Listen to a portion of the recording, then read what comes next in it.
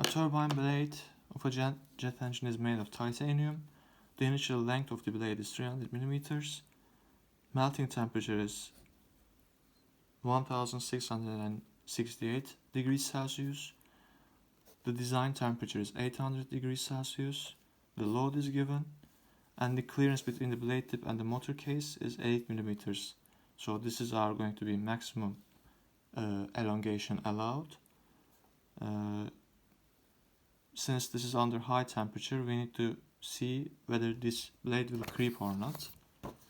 So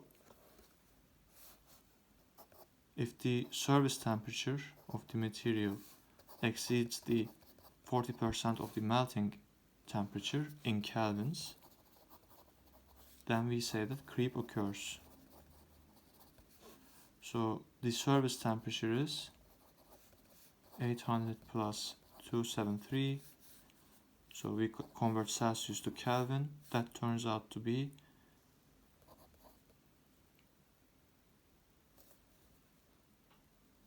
1073 kelvins. The melting temperature is given as 1668 degrees Celsius. If you convert this to kelvins, it is 1941 kelvins. Then 40% of the melting temperature is going to be 776.4 kelvins.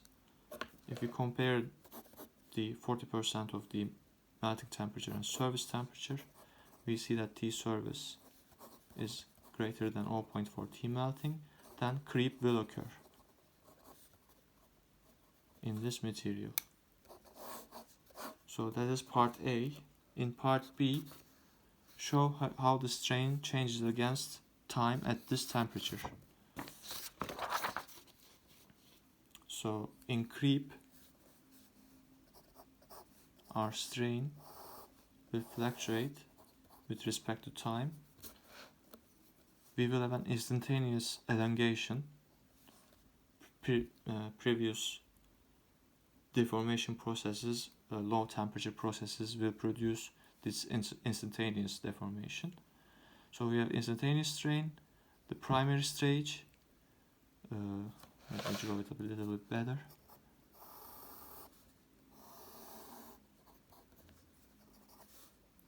So we have the instantaneous strain here, then a primary stage, then a linear secondary stage. This is known as steady state. Then the final stage, tertiary stage, and rupture. And if you draw this, this is secondary, steady state. This is tertiary, and this is primary. So that was part B. In part C, you are asked to draw the strain versus temperature, strain versus time curves for titanium at room temperature, so around 25 degrees Celsius, and at the given temperature of 800 degrees Celsius. Well, we know at 800 degrees Celsius it's going to show this behavior.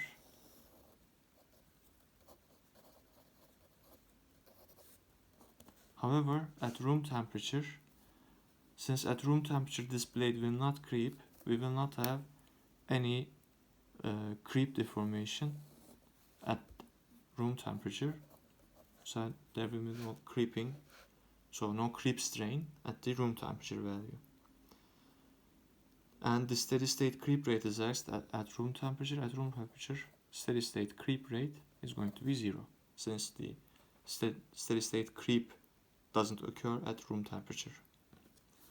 And at the final part of the question, if the steady state creep rate of titanium at 800 degrees Celsius and the given load is 0.8 times 10 to the power 6 minus 6, determine whether the blade will fail due to creep after 3 years of flight period. So 3 years of flight period if you multiply this with 365.25 days and 24 hours, you will get 26,298 hours. Now, the steady state creep rate is given directly, and we know that steady state creep rate is steady state strain divided by time. If we ignore the primary and instantaneous elongations, we can calculate the amount of elongation of this material based on these values. So the steady state creep strain will be 0.6 times 10 to the power minus 6 hours to the power minus 1, 26,298 hours. Or we can calculate the amount of elongation directly from these expressions. So we know that steady state creep strain is going to be delta L over L0. This is steady state. And from here we know that steady state creep strain is going to be steady state creep rate times time.